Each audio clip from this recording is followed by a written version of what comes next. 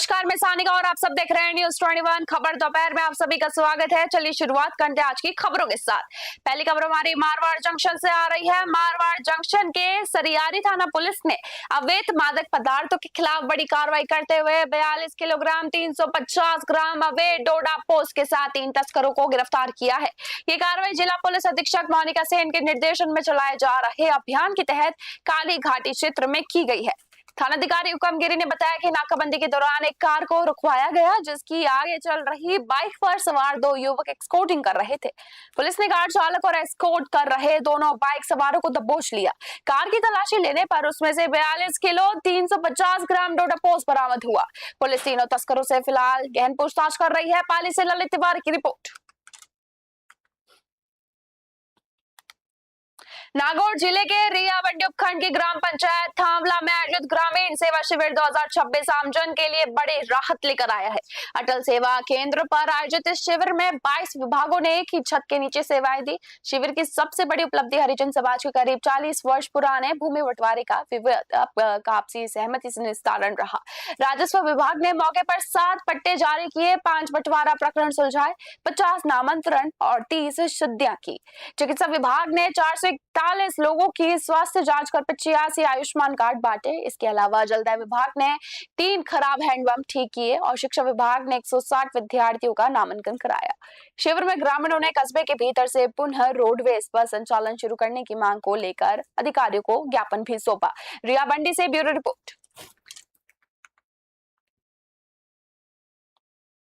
खारा में बाबा रामदेव जी मंदिर के आगे कल्याण युवा शक्ति संगठन के नेतृत्व में एक आम सभा का आयोजन किया गया।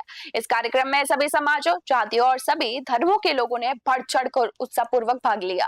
ग्रामीण क्षेत्रों के लिए लोगों ने संगठन की जनसेवा, निष्पक्ष कार्यशैली और जनता की आवाज को मजबूती से उठाने के प्रयासों की खुले मन से सराहना की। सभी सभा का दौरान संस्था के कोऑर्डिनेटर शैतान सिंह कारोला ने संगठन के उद्देश्य और कार्यों के बारे में व्यापक प्रकाश डाला। इस अवसर पर 55 से अधिक युवाओं, बुजुर्गों और ग्रामीणों ने कल्याण युवा संगठन की कार्यप्रणाली की तारीफ की और साथ ही गांव के विभिन्न समस्याओं से अवगत भी कराया। खारा से देवीलाल सोनी की खास रिपोर्ट आप सब देख रहे हैं।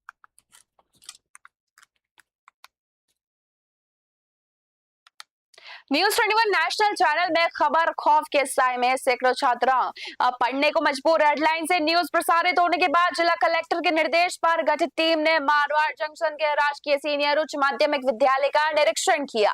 नगर पालिका अधिशासी अधिकारी विक्रम सिंह राठौर ने विद्यालय के जर्जर कक्षों का जायजा लिया। निरीक्षण में कई कक्षों की छतें अत्यंत जर्जर मिली। जगह जगह कंक्रीट उखड़ा हुआ था और लोहे के सरिये बाहर निकले हुए पाए गए। विद्यालय के बरामदगी की स्थिति भी चिंताजनक मिली। अधिशासी अधिकारी ने बताया कि निरीक्षण रिपोर्ट जिला कलेक्टर को भेजी जाएगी, जिसके आधार पर आगे की कार्रवाई एवं आवश्यक व्यवस्थाओं का निर्णय लिया जाएगा। पाली से ललित तिवारी की ग्राउंड रिपोर्ट।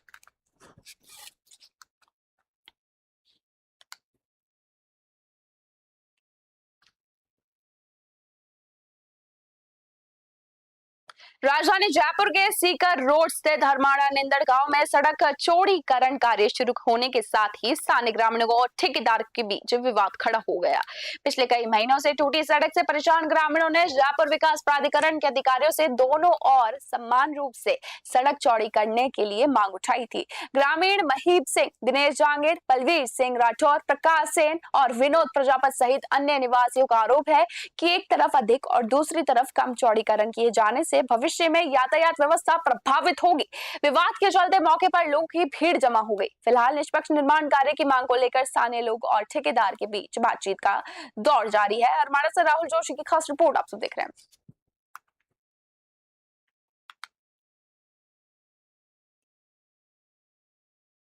अलवर शहर के कोतवाली थाना क्षेत्र के खदाना मोहल्ले में 80 वर्षीय बुजुर्ग दिनेश चंद्र अग्रवाल की हाथ पैर बांधकर हत्या किए जाने से सनसनी फैल गई है। घर की अलमारियां खुली और सामान बिखरा मिलने से लूट के बाद हत्या की आशंका फिलहाल जताई जा रही है। मृतक पुराने नोटों के करेंसी एक्सचेंज को काम करते थे और घर में अकेले रहते थे। गुरुवार रात जब वे बेटे विकास के घर यहां खाने पर नहीं पहुंचे तो परिजनों ने घर जाकर देखा, जहां उनका शव मिला। घटना की सूचना पर एडिशनल एसपी दीपक शर्मा सहित एफएसएल टीम ने मौके से साक्ष्य जुटाए। वहीं नेता प्रतिपक्ष टीकाराम जूली ने भी घटनास्थल पहुंचकर परिजनों को ढांढस बंधाया। जूली ने राज्य सरकार पर निशाना साधते हुए कहा कि प्रदेश में अपराध लगातार बढ़ रहे हैं और सरकार मौन है। फिलहाल पुलिस सीसीटीवी फुटेज खंगालकर आरोपियों की तलाशी में जुटी हुई है। अलवर से प्रदीप गोयल की खास रिपोर्ट आप सब देख रहे हैं। ये अलवर में रोजाना की बात हो गई है। अभी 3 दिन पहले भी एक अधिकारी के घर के अंदर घुस के उसके हाथ पैर बांध के लूटपाट की और यहाँ भी हाथ पैर बांध के मुंह बांध के मर्डर ही कर दिया गया। ये दर्शाता है कि किस प्रकार का माहौल आज राजस्थान के अंदर चल रहा है। कल मैं भरतपुर के अंदर भी गया था, वहां भी एक व्यापारी की सरेआम जो है गोली मार के हत्या कर दी गई थी। ये हो क्या रहा है? ये मुद्दा हमने उठाया 3 दिन पहले। डीजी पुलिस ने आके प्रेस कॉन्फ्रेंस की कि हमारे समय में अपराध कम हो रहे हैं। तो ये अपराधों में कमी है, प्रत्यक्ष को प्रमाण की जरूरत है। आज हो क्या रहा है? क्योंकि मुख्यमंत्री जी के पास गृह मंत्रालय है, वो खुद इस चीज को देख नहीं पा रहे हैं। उनको राजस्थान से ज्यादा दिल्ली में समय देना पड़ रहा है। मैंने पहले भी ये बात कही थी कि कोई पूर्ण जो है गृह मंत्री होना चाहिए जो लगातार मॉनिटरिंग करे, देखे। आप देखिए इन पिछले अब 3 साल होने को इस गवर्नमेंट में कोई पदों में बढ़ोतरी की हो, कोई अधिकारियों की अलग से कोई ड्यूटी लगाई हो, कुछ नहीं हुआ। सिर्फ और सिर्फ बातें की जा रही है, उससे बातों से काम चलने वाला नहीं है। मेरा नाम विकास कुमार अग्रवाल है। मेरे पापा दिनेश चंद्र अग्रवाल जी हैं। मैं शाम को खाना खाने घर आए नहीं तो मैं यहाँ पे आया, आके देखा तो मैंने पापा का मुंह हाथ पैर बांध रखा है, पूरा घर अवस्थित था। उनका जो भी कुछ पैसा वैसा रखा था वो भी नहीं था, सब नहीं था और गेट के ताला लग रहा था। जो भी आए थे वो ऊपर से आए थे, उन्होंने हाथ पैर बांधे हैं और जो भी है। क्या अंदेशा लगता है आपको कि कोई लूटपाट के चोरी के लूटपाट के हिसाब से ये जी ऐसा कोई नहीं था, क्योंकि और सामान था वो सारा है, पर केवल जो पैसा था नकदी था वो नहीं है। कितना करीब कैश? लाख 1.5 लाख रहता था उनके पास एवरेज। कितने समय पहले की घटना मतलब? अब ये पता नहीं है क्योंकि सुबह से उनका फोन नहीं लग रहा था, फोन काट दिया था। शाम को मैंने लगाया तब मैं वापस आया कि मैंने कहा फोन नहीं लग रहा है, मैं चल के देखता हूँ। यहाँ अकेले रहते हैं? पापा अकेले रहते थे यहाँ पे। देखिए, ये खजाना मोहल्ला में दिनेश जी यहाँ पे रहते थे और पास में इनके जो फैमिली मेम्बर्स हैं थोड़ा पास में थोड़ा दूरी पे रहते थे। तो अभी शाम को हमें सूचना मिली कि भाई इनके जो फादर के साथ में इस तरह की घटना हो गई है। मौका मिल जैसे ही पता चला तुरंत एसएचओ सीओ और मैं भी मौके पर पहुंचा, जाब्ता भी मौके पर पहुंचा। तो वहाँ पे इनकी डेड बॉडी मिली है। मौके पर एफएसएल और एमओबी की टीम बुलाई गई है और जो भी विधिक कार्रवाई वो की जा रही है। क्या लग रहा है प्रथम दृष्टया इस तरह के शव मिला तो उसके हाथ में बंधे हुए थे, क्या लूटपाट के इरादे से आया था? क्या था? देखिए, जो इनके मृतक के बेटे ने जो बताया है उन्होंने बताया कि भाई ये इनके हाथ, क्योंकि सबसे पहले उन्होंने इनको देखा है, उनका यही कहना है कि इनके हाथ पैर बंधे हुए थे और कुछ ये जो खुले पैसों का जो ये कुछ काम करते थे, करेंसी का खुले पैसों का काम करते थे, वो भी उन्होंने कुछ बताया कि वहाँ पे नहीं है। तो हर एंगल से जांच की जाएगी कि भाई किस उद्देश्य से हुई, कैसे हुई, क्या हुई और पोस्टमार्टम रिपोर्ट के बाद और पिक्चर क्लियर हो पाएगी। कितने लोग लगा है शुरुआत में जैसे आए होंगे ये घटना को, क्या घर से यही एंटर करे या ऊपर छत से गए हैं आए, क्या लग रहा है? देखिए जो इनके पुत्र ने बताया है कि उन्होंने अंदर से आके ताला खोला है, तो वो एक उस अनुसंधान का विषय है कि भाई वो अंदर से ऊपर से आए हैं कि मेन गेट से आए हैं। इसके अलावा चूंकि बुजुर्ग की उम्र काफी ज्यादा थी, अराउंड 80 प्लस थी, तो जो उनकी फिजिकल रेजिस्टेंस है उसको देखते हुए भी उसको भी अनुसंधान किया है। परिजनों की तरफ से शिकायत दी गई है, आगे क्या कार्रवाई होगी? देखिए, बिल्कुल अभी परिजन शिकायत दे रहे हैं, शिकायत पे एफआईआर दर्ज की जाएगी। अभी बॉडी को हमने मोर्चरी में शिफ्ट करा दिया, कल उसका पोस्टमार्टम कराया जाएगा। ये अलवर में नाथद्वारा के नाथवास गांव के तालाब में दोपहर एक युवक का शव मिलने से क्षेत्र में सनसनी फैल गई। मृतक की पहचान स्थानीय निवासी लीलाधर मीणा पुत्र मांगीलाल मीणा के रूप में हुई है। परिजनों के अनुसार लीलाधर रात करीब 11:30 बजे घर से निकला था और वापस नहीं लौटा। पूरी रात तलाश करने के बाद अगले दिन दोपहर करीब 3 बजे उसका शव तालाब में तैरता हुआ मिला। परिजनों ने बताया कि मृतक पिछले 6 महीने से मानसिक रूप से अस्वस्थ था और उसे मिर्गी के दौरे भी पड़ते थे। सूचना पर पहुंची श्रीनाथ जी मंदिर थाना पुलिस ने ग्रामीणों की मदद से शव को बाहर निकलवाकर पोस्टमार्टम के लिए जिला चिकित्सालय भिजवाया। पुलिस मामले की फिलहाल जांच में कर रही है, जारी है। नाथद्वारा से ब्यूरो रिपोर्ट। भाजपा सरकार के कोई भूखा ना सोए के नारे के बीच सीपीयू पंचायत समिति ने खाद्य सुरक्षा योजना यानी कि NFSA की फाइलें सरकारी दफ्तरों में धूल फांक रही है। क्षेत्र के सैकड़ों गरीब और मजदूर परिवारों ने योजना में नाम जुड़वाने के लिए 3 से 4 महीने पहले आवेदन किए थे, लेकिन जिम्मेदार अधिकारियों की उदासीनता के चलते आज तक ना तो आवेदनों की जांच हुई है और ना ही पोर्टल पर नाम चढ़े हैं। मजदूरी पर पेट पालने वाले पीड़ित परिवारों का दर्द है कि कल आना परसों आना का दिलासा देकर उन्हें लगातार चक्कर कटवाए जा रहे हैं। राशन के इंतजार में अब उनके सामने आर्थिक संकट खड़ा हो चुका है। गुस्साए ग्रामीणों ने जिला कलेक्टर से इस मामले में तुरंत हस्तक्षेप करने की मांग की है। ग्रामीणों ने चेतावनी दी है कि यदि लंबित आवेदनों का निस्तारण कर जल्द राहत नहीं दी गई तो वे आंदोलन करने को काफी ज्यादा मजबूर हो जाएंगे। सेपुर से ब्यूरो रिपोर्ट।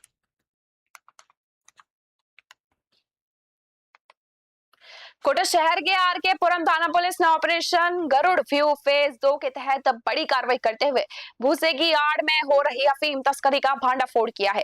पुलिस ने नाकाबंदी के दौरान भूसे से भरी एक संदिग्ध बोलेरो पिकअप की तलाशी ली, जिसमें भूसे के नीचे छिपाकर रखा गया 129 किलो 430 ग्राम अवैध अफीम डोडा चूरा बरामद हुआ।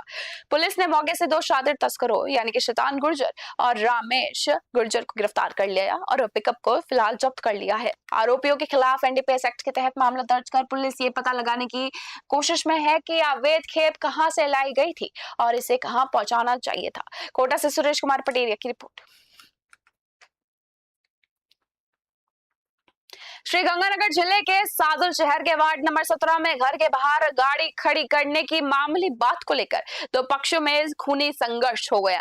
इस खूनी झड़प में 2 महिलाओं सहित 4 लोग गंभीर रूप से घायल हो गए हैं। जानकारी के अनुसार एक पक्ष के लोग घर के बाहर सब्जियों से भरी गाड़ी खड़ी कर रहे थे, जिसका दूसरे पक्ष ने विरोध किया। देखते ही देखते विवाद इतना ज्यादा बढ़ा कि दोनों पक्षों ने एक दूसरे पर लाठियों, डंडों, लोहे के सरियों और पत्थरों से हमला तक कर दिया।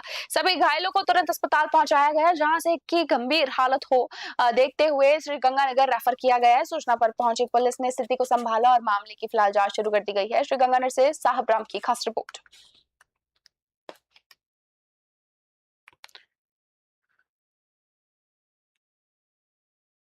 फलोदी बस हादसे के बाद कोटा में परिवहन विभाग और पुलिस की संयुक्त टीम ने निजी बसों के खिलाफ एक बड़ी कार्रवाई को अंजाम दिया है।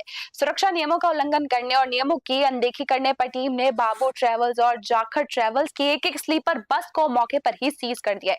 सुप्रीम कोर्ट के निर्देशों के तहत बसों में अवैध केबिन और अतिरिक्त स्लीपर बर्थ की जांच के लिए ये सघन अभियान चलाया गया था। इस दौरान नियमों की अनदेखी करने वाले अन्य कई बसों के चालान भी काटे गए हैं, जिनसे करीब 40,000 रुपए का जुर्माना वसूला गया। प्रशासन के सख्त कार्रवाई से निजी बस ऑपरेटर में काफी ज्यादा हड़कंप मचा हुआ है। कोटा से सुरेश कुमार पटेरिया की रिपोर्ट।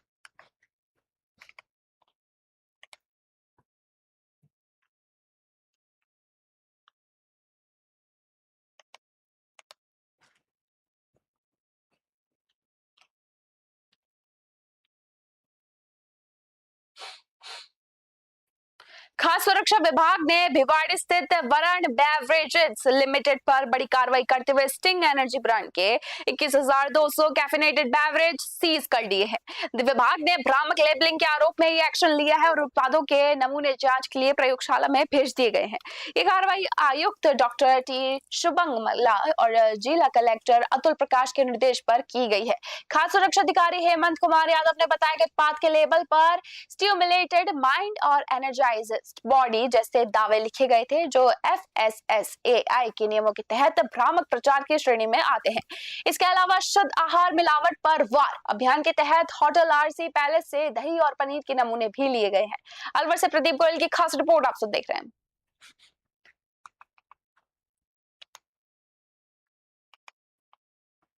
डीडवाना कुचामन जिले के लोगों के लिए राहत भरी खबर है। इंदिरा गांधी नहर परियोजना से मिलने वाले पेयजल को लेकर चल रही अफवाहों पर वैज्ञानिक जांच ने पूर्ण विराम लगा दिया है। जिला कलेक्टर अवधेश मीणा के निर्देश पर पीएचईडी की राज्य स्तरीय प्रयोगशाला जयपुर में कराई गई हैवी मेटल जांच में नहरी पानी पूरी तरह सुरक्षित और स्वच्छ पाया गया है। जांच रिपोर्ट के अनुसार पानी में आर्सेनिक, लेड, मरकरी, कैडमियम और क्रोमियम जैसे किसी भी हानिकारक हैवी मेटल का अंश नहीं मिला है और सभी परिणाम नोट डिटेक्टेड आए हैं। सहायक अभियंता राजपाल सिंह ने बताया कि ये पानी बीकानेर के नोखा दहिया से वैज्ञानिक शुद्धिकरण के बाद ही जिले में सप्लाई होता है। वहीं अधिशासी अभियंता जीत सिंह ने बताया कि पानी की नियमित गुणवत्ता जांच की जाती है।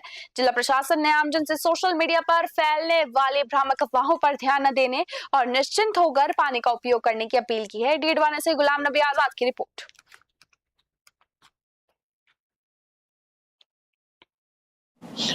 अपने डीडवाना कुचामन जिले में इंदिरा गांधी नहर का पानी आता है नोखा दरिया पे और नोखा दरिया से ट्रीटमेंट होकर पानी अपने पास पहुंचता है।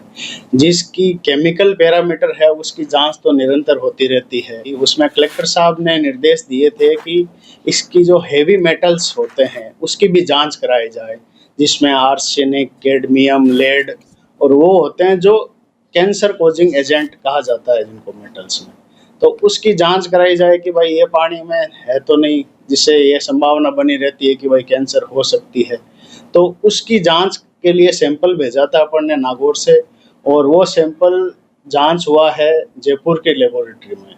यहाँ लोकल नहीं हो पाता इसलिए जयपुर भेजा था अपन ने सैंपल और वो जांच रिपोर्ट आई है, उसमें अपने जो ट्रीटेड वाटर है उसमें किसी तरीके का हेवी मेटल। और हमारे जिले के अंदर जो पानी आ रहा है वो नोखा दहिया जो बीकानेर में हमारे स्थित है, वहाँ पे हमारा ट्रीटमेंट प्लांट है जिसके अंदर हमारे विभिन्न प्रोसेस होते हैं कि जो नहर से पहले पानी आ रहा है रो वाटर, उसको एक डिग्गी में स्टोर किया जाएगा। उसके बाद उसका पूरा फिल्ट्रेशन होगा जिसमें एरेशन है, सेडिमेंटेशन है, कोगुलेशन है। सब प्रोसेस होने के बाद में उसको हमारे जिले में बंद पाइपलाइन के थ्रू प्रोवाइड किया जा रहा है, जिसमें किसी भी प्रकार के बाहर की चीज़ें मिलने की कोई संभावना नहीं है। डीडवाना कुचामन जैसे जिले में नहरी पेयजल एक वरदान है और ये स्वच्छ एवं सुरक्षित है। इसी क्रम में हमने हैवी मेटल्स की जांच करवाई है, जिसके अंदर कोई भी हैवी मेटल्स कैडमियम, निकल, जिंक, कोबाल्ट, कॉपर कुछ नहीं पाया गया। तो इससे सिद्ध होता है कि जो हमारा पानी है वो स्वच्छ एवं सुरक्षित है और इसकी केमिकल और बैक्टीरियोलॉजी की टेस्टिंग रूटीन होती रहती है। तो आम नागरिक से ये अनुरोध है कि किसी प्रकार की भ्रांति और मिथ्या खबरों पर विश्वास नहीं करे और विभाग द्वारा जो भी पेयजल उपलब्ध कराया जा रहा है वो पूर्ण जांच और सुरक्षित मानकों के ऊपर प्रदान किया जा रहा है, जिसमें किसी भी प्रकार के प्रदूषित या दूषित या हैवी मेटल्स या किसी भी प्रकार के हानिकारक केमिकल की अपने डीडवाना झालावाड़ जिले के खानपुर के सारोला थाना क्षेत्र के नुरजी गाडरवाड़ा गांव में पारिवारिक कलह के चलते एक भतीजे ने अपने ही 70 वर्षीय ताऊ जगन्नाथ बेरवा पर धारदार हथियार से हमला कर उन्हें मौत के घाट उतार दिया है। इस सनसनीखेज वारदात से पूरे इलाके में दहशत का माहौल है। खानपुर डीएसपी गरिमा जिंदल ने बताया कि जगन्नाथ बेरवा का अपने ही परिवार के सदस्यों के साथ किसी घरेलू बात को लेकर विवाद चल रहा था। घटना के दिन बहस इतनी ज्यादा तेज हो गई थी कि आरोपी भतीजे ने आपा खोकर अपने ताऊ पर ताबड़तोड़ वार कर दिए। गंभीर हालत में बुजुर्ग को जिला अस्पताल ले जाया गया, जहां इलाज के दौरान उन्होंने अपना दम तोड़ दिया। सूचना पर पहुंची सारोला थाना पुलिस ने शव को मोर्चरी में रखवाया और परिजनों की तहरीर पर मामला दर्ज कर फरार आरोपी की गिरफ्तारी के लिए दबिश दे रही है। खानपुर से विनायक पंकज की खास रिपोर्ट। राष्ट्रीय स्वयं सेवक संघ सांगनेर महानगर के राम मंदिर नगर की मधुकर बस्ती की ओर से पिंजरा पोल गौशाला के नंदनी भवन में मातृ शक्ति के लिए विशेष योग एवं खेल कार्यक्रम आयोजित किया गया। कार्यक्रम में जिला प्रभारी महिला पतंजलि योग समिति जयपुर 1 डॉक्टर सुनीता चौहान ने वैदिक मंत्रों और संगठन मंत्र के उच्चारण के बाद महिलाओं का योग अभ्यास कराया। इसके बाद जेम पार्क सांगनेर की योग साधिकाओं ने आकर्षक योग नृत्य की सामूहिक प्रस्तुति भी दी। महिला पतंजलि योग समिति की योग शिक्षिका अनुजा चौधरी और योगासन स्पोर्ट्स मेडल विजेता विकास गर्ग ने कठिन योगासनों पर आधारित एकल प्रस्तुतियां देकर प्रतिभागियों का उत्साह भी बढ़ाया। कार्यक्रम में राष्ट्र सेविका समिति की रीता सिंह ने आरएसएस के शताब्दी पर कार्यक्रमों के तहत महिलाओं के लिए आत्मरक्षा प्रशिक्षण, संस्कार शिक्षा और बौद्धिक गतिविधियों की जानकारी दी। अंत में म्यूजिकल चेयर जैसे खेलों में महिलाओं और बच्चों ने उत्साहपूर्वक भाग लिया। जयपुर से ब्यूरो रिपोर्ट।